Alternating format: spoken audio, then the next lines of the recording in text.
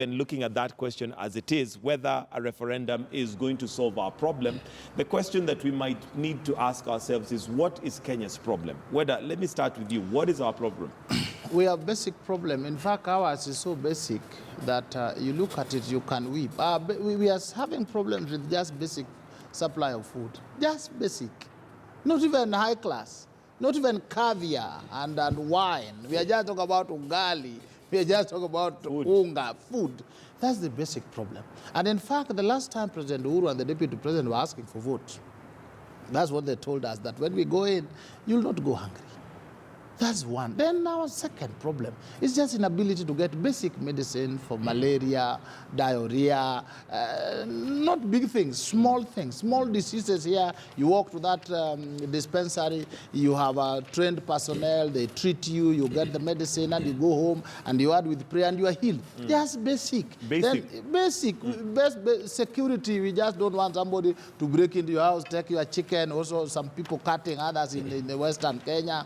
You can't walk in the night, they walk in and they kill people. We are not talking about nuclear. We are not talking about Osama bin Laden. We are not talking about Iran sending drones. We are just talking about our colleagues cutting us with pangas and taking our phones in. Basic things. And those basic things are what the candidates, all of them, NASA, Jubilee told us, give us power, instruments of power, and we fix this. Now, they went in there, and a lot of the work they were doing were looting the Kimaror, their dam, and all these things. Then they tell us, no, the problem is not that. The problem is in the Constitution. The Constitution itself does not steal. The Constitution itself actually does not lead us to stealing. It does not lead us to disorganization. So spending billions of shillings, shaking the economy, with a campaign, because people will campaign. Some of us will oppose it, because it is a wrong priority. I say we run things on the basis of order. Which one is priority number one? Which one is priority number two, number three, number four? And if you go from 1 to 4, what I've said, the Constitution is not there. So what is there is organization, making basic provisions. Therefore, deviating or taking people's attention from the real solutions, so that we tell them, your problem is the Constitution. If we punguza mzigo, this and that and that and that and that, we are growing an economy of 3 trillion. We can support all these leaders. If they just reduce the stealing, they were better organized. So telling us that our problem lies in the Constitution is misleading us. Some also will tell you, no. Okay. Fix, bring the food, order, medicine, let things work, and then we will be like Britain, where there's no written constitution, and they're working. So what you're saying for you is that the Constitution may not necessarily be what we need to resolve right now? No. Okay. And I'll come to you. Robinson, maybe I'm coming to you. Unless we think that Ambrose Weda is exaggerating, there's also a story in The Nation. Hospitals go without key drugs. So some of the things you're mentioning are actually true. Robinson, do you think the Constitution is the problem that we have? Very briefly. Yeah, for me, I can say like this. My learned friend has said that the Constitution is not the problem. Yes, I agree to some extent. What I want to say, like what he's saying, the basic things that Kenyans want. They want unga, they want milk, they want sugar, like from Western. They want sugar, they want unga. And most Kenyans take tea, and they take ugali. Like in a country like Zambia, they have asked people not to eat ugali. But Kenya, we should ask people like to eat cassava, potatoes. We should have alternatives. What I'm saying is that the challenge we have in Kenya is equal distribution of resources. And people are fighting for a new constitution to ensure that there's equitable distribution of resources. So do you think the Constitution is the problem, or it's the implementers of the Constitution? It came, yes, and it gave us 47 counties. And we have had governors and their governments, but we still have a challenge. That's why people are still crying. What people need to know in Kenya, people are not developing talent. People are not developing opportunities. People are not sharing opportunities. We are not sharing resources. We are not allowing people to grow their businesses. We are destroying businesses. We are destroying opportunities. We are blocking people from getting jobs. So we need to allow our young people to grow. We need to allow them to get jobs. So is the problem on the Constitution, or the where problem do you see the problem to be? Some people who have put checks in the Constitution. So we need to remove those checks. Because now, like one of my co-partners said, if you start a business, somebody will come and demolish. In a country like Rwanda, they help you start a business, they allow you to grow. When you take a loan, they make sure they follow you up. But in Kenya, when you take a loan, the money is wasted. You go and build somewhere, and you are given a title, and eventually you realize you have bought wrong land. So what we need to do is that we address issues that are in our constitution that are supposed to empower our people, allow us to share our opportunities and the resources that are within Kenya. Kenya is rich.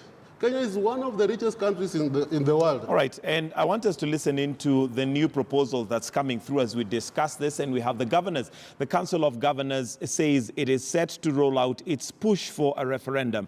Through the Ugatuzi Initiative, governors want a national executive consisting of the president, deputy president, prime minister, and 2 deputy prime ministers. They are also proposing that a majority of cabinet ministers and their deputies be picked from members of parliament and voting be made compulsory for all those over 18 years of age. Let's listen to what they had to say.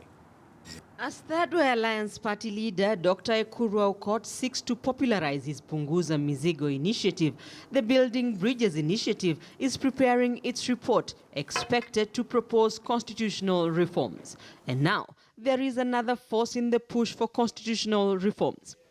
Dubbed the Ugatuzi Initiative, the Council of Governors has come up with its own proposals.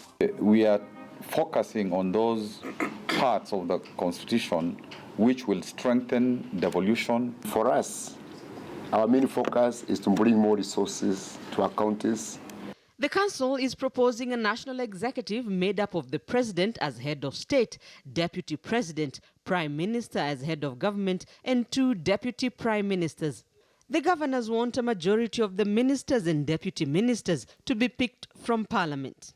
And then the cabinet shall consist of not more than 18 other ministers and 22 deputies from among members of parliament, and at least 1/3 to be appointed from outside parliament. Governors want each county to be represented in government with a cabinet minister, deputy minister, or principal secretary. They are recommending that 45% of the total national resources should go to the counties and 2 integrated financial management information system, IFMIS systems, to be put in place. One for national and the other one for county governments. Approval by the control of budget be at the county level and not at the national level. On elections and political parties, governors are suggesting that one must be an active member of a party for at least 1 year to be eligible to run for party nominations, and want the position of independent candidates to be abolished. Voting will not be a choice if they have their way. Participation in elections shall be compulsory for every Kenyan over 18 years of age. The national identity card shall be the only document required for purposes of voting. With many specifics, for instance, on how long the president will be in office missing from the proposals, the governors say details will be firmed up with time. When now the lawyers do the constitutional amendment bill, which will go before the referendum, we supply that detail. The governors will now go to the grassroots to sell their proposals and collect the 1 million signatures needed to amend the constitution. Rita Tinina, KTN News. Right, so that's a new proposal now, and we have 3 main ones that we can look at. There is the Building Bridges initiative that is yet to release their full report from what they gathered. We have now the Ugatuzi initiative that is being run by governors. Then we also have Punguza Mzigo. So let me come to you, Honorable Mtambo. Is the Constitution the problem here, or is it the implementers of the Constitution? The reason why we approach it from that direction is because we've not even fully implemented the Constitution that we have. Some very good segments of the Constitution that would help us as a country to get to a better place. We've not done that. What magic will change the Constitution do? You know, I like Wanda very much. I don't know whether he's a lawyer or he's a sitting member of parliament, because the way he plays his game is like someone who is actually protecting the people out there. When he says we have nothing wrong, it's only basics, unga. And, I like it that way. It's a good way of trying to calm things down. But when you look at the issues we have in our country deeply, you wonder where this country is going. And I'll tell you for free, as a pioneer, although I don't get that mileage, I don't get that credit, as a pioneer of changing this constitution, because I am the first person, I'm the one who started this initiative of amending the constitution. And I remember it was 20, I started in 2013, actually. 2013, 2014 is when I brought my bill. I will tell you without playing of an eye that yes, it is the constitution which is a problem of this country. People may want to say, no, we do not have a problem with the constitution, it's so good. If it is so good, this country would have been now somewhere above where we are today. But here comes the problem, that when you look at the people who are agitating for the change of the constitution and the proposals they are bringing in, they are going to take this country further down. Because the proposals by the governors, if you take that and you implement it, this country will be finished. Why and so? I would want you to take an account of the speakers, of the people who are proposing the changes in the constitution and their demands. What do they want? They want more money in the counties. My good friend here, Punguza, is it what? Punguza Mzigo. Punguza, is it Mizigo or Muzigo? Oh, I don't know. What he's telling us is to take this money to the county. And once you audit those counties, there is no single county in our country which has got no audit query. All right? So what are we trying to do? We are trying to expand the audit query. And what does that translate? That translates looting the country to the last coin. And this country will be purely broke. What we need to do is to look at what we want as a country, but not what we want as a team, as some people, as some clique, as some elite guys somewhere. We need to look at what we need as a country. And that can only happen if every Kenyan out there is involved in changing this constitution, and awareness and civic education is done to the public. By every Kenyan getting involved, are you then saying a referendum is the way to go? Because that's an opportunity for every Kenyan to participate. If we do a referendum now, let me tell you this. If we do a referendum tomorrow, we will also go, do the same, we'll make a mistake again. Because we will run to a referendum based on what this group desires and what this group does not desire. It is not what Kenyans want. And our politics is not about ideas. It's about people and partisan. And until first we heal that problem, then now we go to referendum. Yes, we need a referendum. But the question is when? Is it now when the governors say we want this? Is it tomorrow when this guy says I want to punguza mzigo? Is it tomorrow, day after tomorrow, when we get the BBI? We need first to rethink before we even act. Honorable Mtambo, do you think we fully understand, and this I'm putting upon the leadership, do you think we fully understand what ails Kenya? No. Because until we resolve what ails Kenya, what are we solving? I will tell you without a blink of my eye, no leader understands what ails Kenya. Because you will hear some section of leaders saying that it is the positions. People are fighting for positions. But my take on that is that if you want to cure that problem, and you say I'm going to create a position for Prime Minister, for Deputy Prime Minister, and create some 6 positions, it is only 6 or 4 or 8 tribes who will take that. And what does that mean? What will the other 37 tribes will do? They will also be crying. So we are creating a problem on top of a problem. Okay. So I would want, this is what I would do.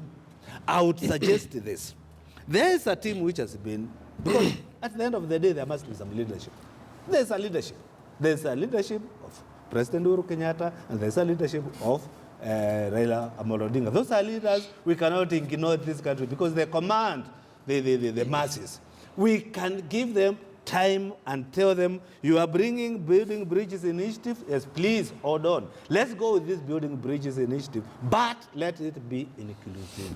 Let everyone be included in that. In that, okay. All right. Okango, I see you're rather amused by what Honorable Mtambo has to say, but your submissions on why Punguza Mzigo is the way to go before we've even heard from the Building Bridges Initiative. And the reason why I ask that is, do you know what ails Kenya? Mike, what ails Kenya has been documented. So what ails They have Kenya? been documented in several reports that are gathering dust somewhere. So what ails TGIC Kenya? report is there, Doing Work report is there, all those reports. That is what ails Kenya. But the most important thing that is ailing Kenya today, and I agree with Weda here, the basic needs. Those basic needs are much needed at the lowest unit of devolved government called the ward. That is where the poverty is. No roads, no hospital, no schools, no water. That is where we now need to take the services. My colleague there said that the problem in this country is equitable share of the equitable resources. That has not happened because we have devolution that has ended at the county headquarters. We want a devolution that is going beyond county headquarters. That is the burden that Punguza Mizigo want to lower, the burden of inaccessibility to services. We can only achieve that by adopting that small unit as a unit of accelerated development. That means we must increase more money that is going to the counties and take it all the way to the ward so that we bring services closer to the people's doorstep. Number two, we must protect those funds. The reason why people say that Punguza Mizigo is only addressing the issue of representation is because of the word. No. Punguza Mizigo is addressing the biggest burden of theft. And in our approximation, the savings that this country will make in 5 years alone is bigger than the budget of this country. Where is that saving coming We from? are saying the saving is coming from controlling theft of public money. How? Theft of public money has happened. Who is It is stealing? there. The public money is being stolen by the people in leadership. So And in you are this taking country, this money you can to who? easily equate. Are you taking this money Listen, to animals? Mheshimiwa, you can easily equate. You are taking this money to the Leadership same and people theft. you are fearing at The the top. people who are fighting this proposal. Let me hold you up a little bit, Okango. Yes. You've talked about theft, and I was coming there Yes, because yes. what you're saying is Yes. that the money now needs to go to the ward Exactly. level. But we have a problem that we have not solved, which we've talked about Yes. here at great length, even as we're doing the Yes. newspaper review. Leadership integrity. Impunity and theft of public Now, funds. So how is Punguza Mzigo This going is to how. protect public funds? This is How? how. Number one, we have the only institution that audit public bodies called the Auditor General Office. Which we already have in place. This Auditor General Office has been giving reports. We must now strengthen the office of the Auditor General How? so that we fight theft in a methodical way.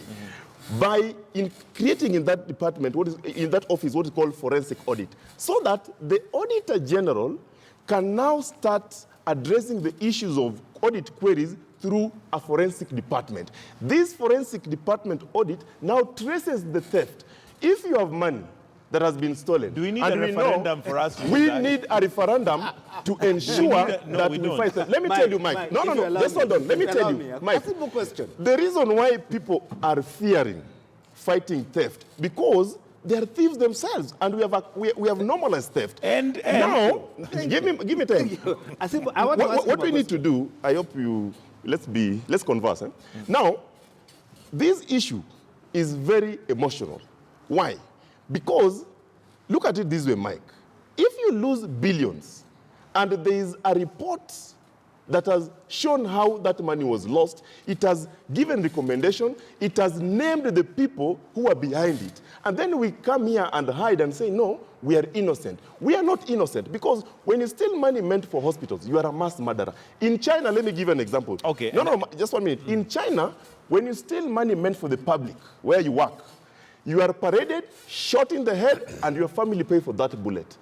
In this country, we are rewarding thieves of public money with government opportunities. I'll go back to we the must question now go of whether and look a at how we're going to referendum solve is that. what is going to solve Referendum that. is the solution. And I want- because referendum is the solution, Mike, because we don't have a perfect constitution in the world. We don't have. But the reason why the builders of the Constitution brought an amendment clause is that every Kenyan or any Kenyan, when they feel that there is a need to amend, then the provisions in Article 256 or 257 that you must apply to amend that Constitution. Let's allow Honorable Mtambo to ask his question. Then I want to come to Weda because he's been rather quiet. I'll listen to you, my brother. If you tell me, if you are saying that the money is only going to governor, who is a devil, and the governor is misusing the money, but just a minute, but you want to take it further down to MCA, who is an angel. Are you telling us that now the governor will misuse the money, but the MCA will not misuse, and the mini MCA will also not misuse? Are all these not human beings? You are taking money. Your fear is, we said that the national government is misusing, so we devolved. Right? Now, after devolving, it's also being misused. Now, what you want to do, you want to devolve it further. To devolve it further, so that protect the devolved money. Why can't you protect the small one we have? You have 47. Because you have 47. Just a minute.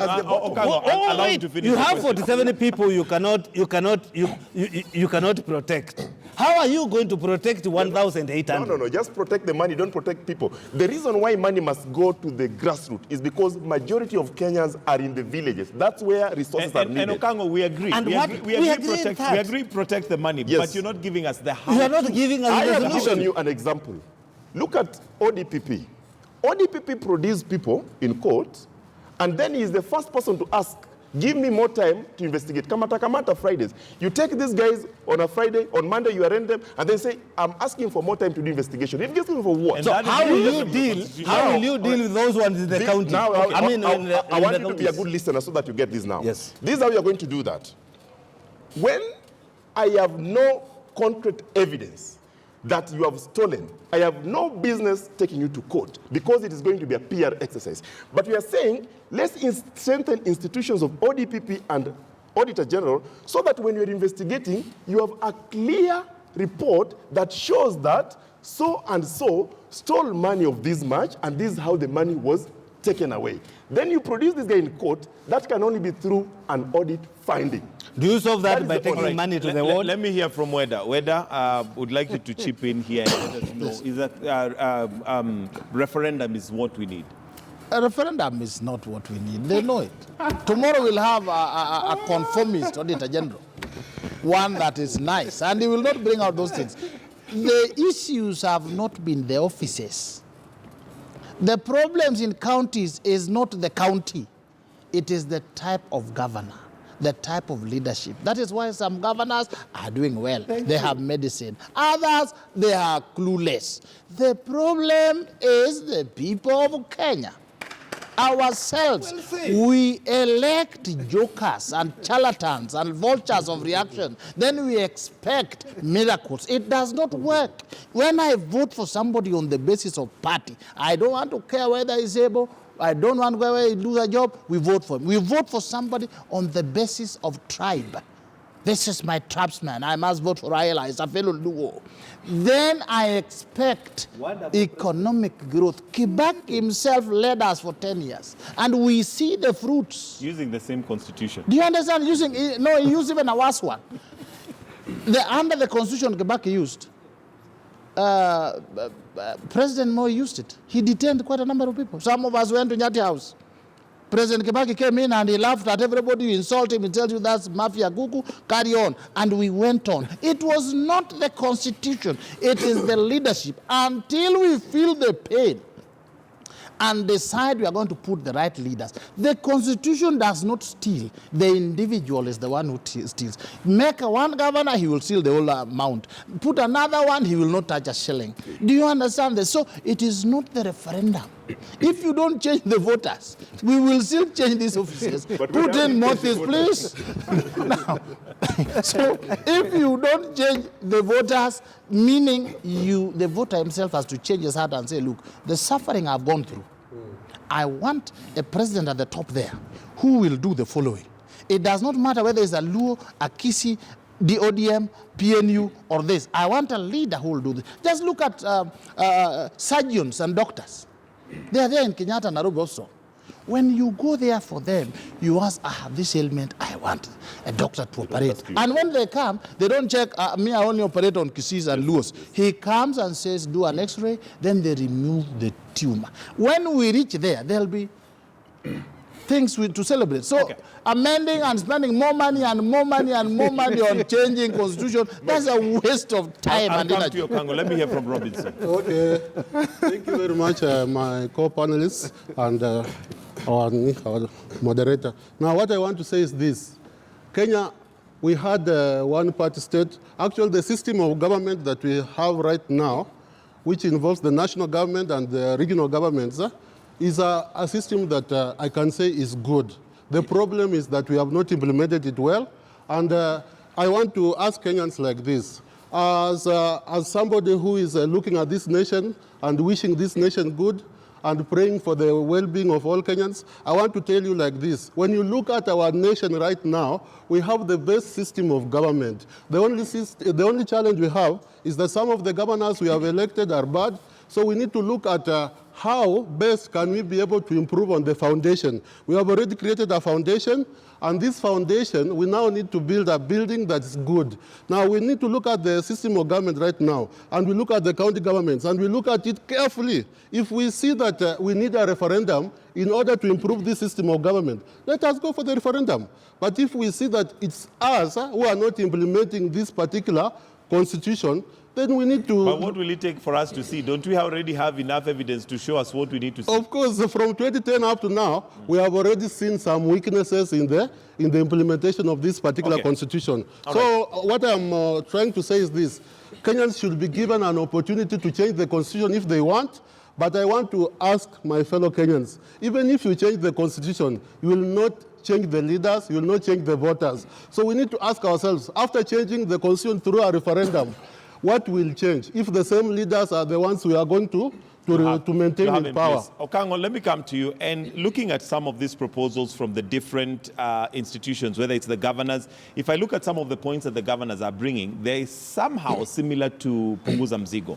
So the question is, if these initiatives are not purely selfish, from the party's perspective or from the people who are pushing it, why don't you sit down as leaders and say, look, let's borrow from what you have here, we agree, because they're talking about 45% of the previous year's national resources coming to the county, which would be to build the counties, which is more or less similar to what Punguza Mzigo is saying. Let's give more to the counties. So why can't you sit down and say, look, you have some elements that we agree with, others have elements that we agree with. Why don't we sit down together and come up with one thing?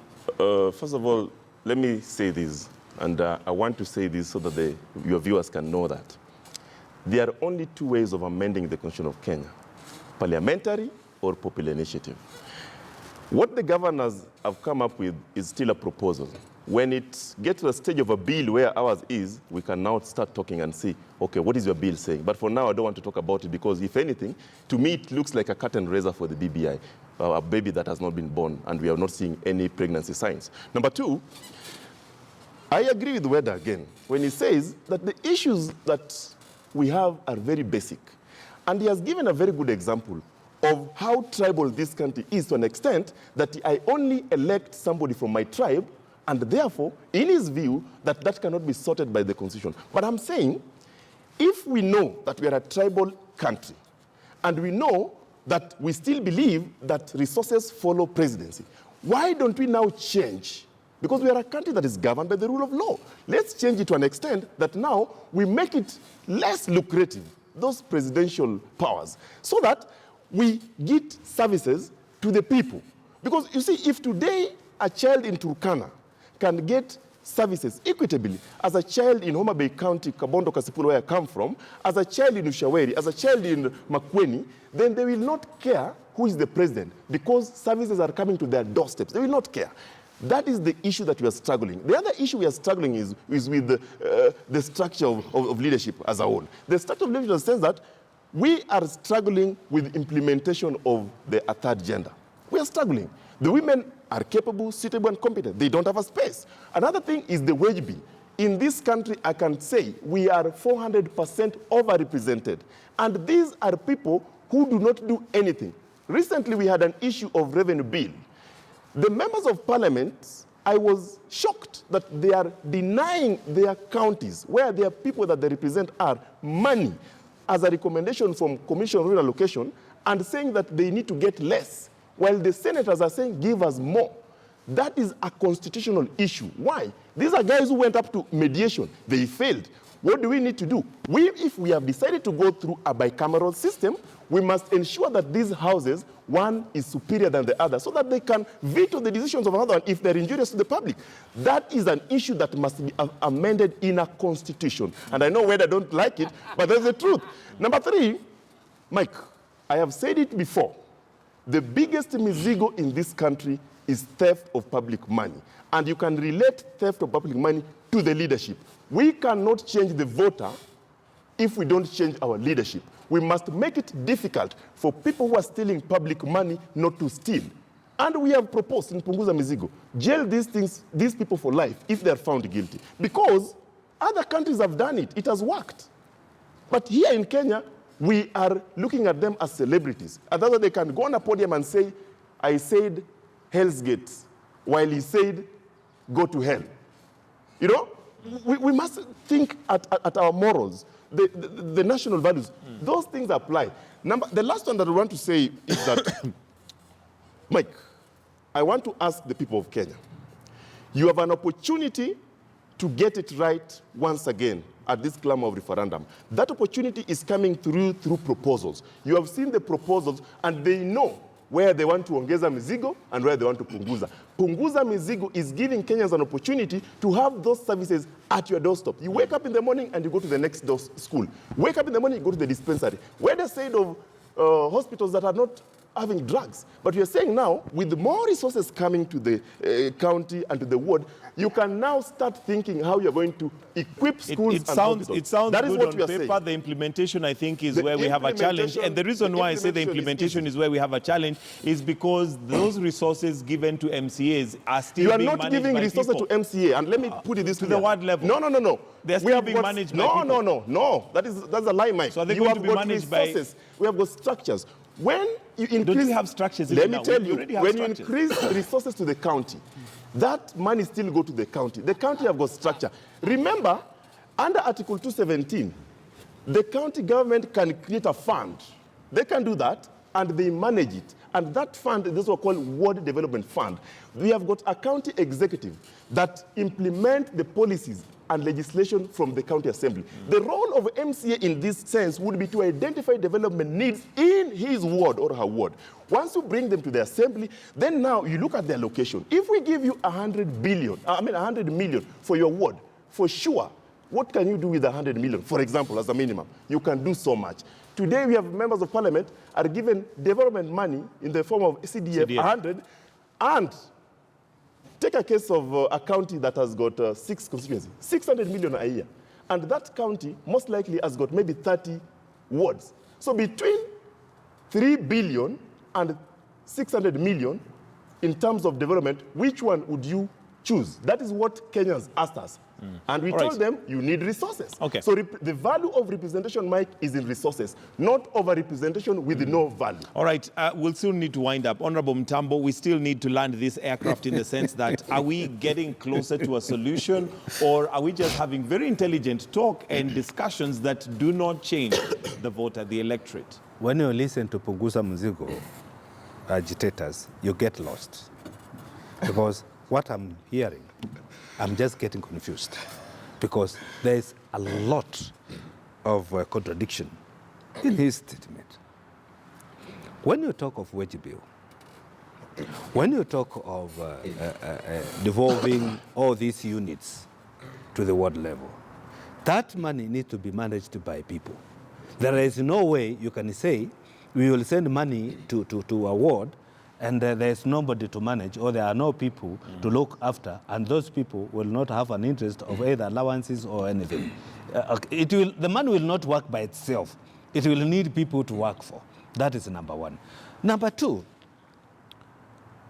there is something which was said by a member of parliament, a nominated member of parliament. I don't know his name, I can't remember his name, Sokok or who. You see, the counties are collecting revenue today. They are asking for more. Whatever we have given them, they have not been able to account up to date. The little we have given. If you give me 1 million shillings and I don't account, what do? You had me 2 or 3 so that I can account, or what do you do?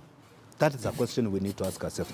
This member said, let the county get even the 45%, but let them not be in charge of collecting revenues. Let revenue be collected by the entity you're asking money. Because you're asking that 45% from an entity, which is the national government, right? But you yourself, whatever you are collecting, you are not accounting to Kenyans. And that is the money actually you so need. Ask even 50%. But let the counties not collect revenues. Let revenue be collected by the national government so that they can put it together and send it back to the counties. That may make a little bit of sense. But when you tell me you are collecting the revenue, you are misusing it in whichever manner you want it to, then you come back to the national government where Kenyans are being taxed. The tax we pay is what you deserve. You need the 45 or 50%. Then you have gotten it all wrong, because it's all about the resources. And these resources are not printed somewhere. These resources come from Kenyans. And the same Kenyans you say they need the basic need, they need hunger. They are the same people who will pay taxes for the money to go to the counties. Mheshimiwa, allow me. Wouldn't that be excusing the county government of being careless by saying we'll not give them more resources? We all agree that we need to strengthen the county government. And devolution. Devolution, rather. We all agree that. You're in agreement that we need to. How do we strengthen it when it does not have resources? The fact that they're mismanaging what they collect does not mean we starve them some more. It just means we need to change the leadership. The mismanagement. You see, either way, whether you call it what, it is money. Whether you collect by yourself, or whether you are being given as a donation, or whether you are being given by the government. It is resources. It is money. But Mike, whether you are getting it...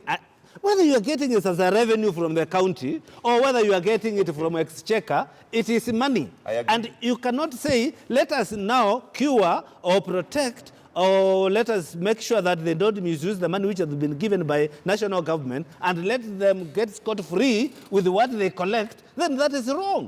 One thing, Mike, I think you are contradicting yourself. You see, the moment you say that the county government should not collect their own revenue, I think you are denying them the real object of devolution, where they should manage their own affairs. You cannot do that. The principles and objects of devolution was such that the people in the community can manage their own affairs, enjoy their resources. That is what it is. But I agree with you to the extent that this money that they are given, they should account for what they have been given before they are added more. But also, we are going to punish people collectively, because we are punishing the people who are not in any way involved in the theft. The leadership is involved in the theft, and that's why we have said, how do we cure theft of public money? Because that is the biggest mizigo. Those are the issues that we have put on the table. There's one point saying, so your solution of curing that is by giving or devolving the funds to... No, our issues of curing theft of public money is to fight theft in a methodological way, where you trace the theft through forensic audit and you jail for life, because these are thieves. If you steal money meant for hospital, you are denying people blood transfusion, hospital bed, oxygen, and the Gentlemen, we'll have to wind up. So I'll start with Robinson for your closing remarks. I'll come to you. Whether your closing remarks, make them brief, please. Thank you very much. Thank you, Mr. Mike. What I want to say to my fellow Kenyans, thank you, those who are watching.